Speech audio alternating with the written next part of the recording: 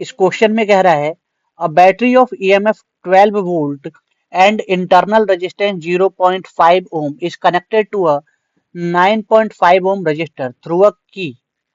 The ratio of potential difference between the two terminals of the battery when the key is open to the when key is closed. ठीक है, तो देखो एक battery है जिसकी EMF कितनी हो गई 12 वोल्ट, इंटरनल रेजिस्टेंस है 0.5 ओम, क्लियर, एक्सटर्नल रेजिस्टेंस 9.5 ओम। यहाँ पे मान के चलो अभी की लगी हुई है, ठीक।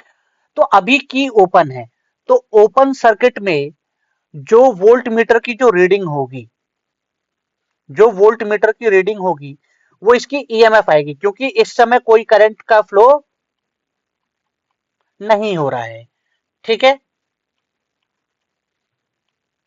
ये क्लियर। तो कोई करंट फ्लो नहीं कर रहा है, तो पहली रीडिंग जो आएगी terminal potential difference between two terminals of cell वो होगी V1 इक्वल टू कितनी 12 वोल्ट, मतलब वो ईएमएफ ही रीड करता है ओपन सर्किट में। अब हम जैसे ही सर्किट को क्लोज करेंगे तो वैसे ही इसके अंदर एक करंट फ्लो होने शुरू हो जाएगी। तो करंट कितनी होगी, तो वो होगी EMF by R plus R, बोले तो ईएमएफ कितनी है 12 बाय आर कितनी है 9.5 प्लस 0.5, तो आई इक्वल टू 12 बाय 10 बोले तो 1.2 एम्पियर। तो ये करंट फ्लो कर रही है उसमें, क्लियर। अब देखो, अब जो है की क्लोज्ड होगी तो अब तो सर्किट में करंट फ्लो होने लगी। अब जो नई पोटेंशियल डिफरेंस आएगी अक्रॉस द सेल वो आ जाएगी V2 equal to E2 minus I are.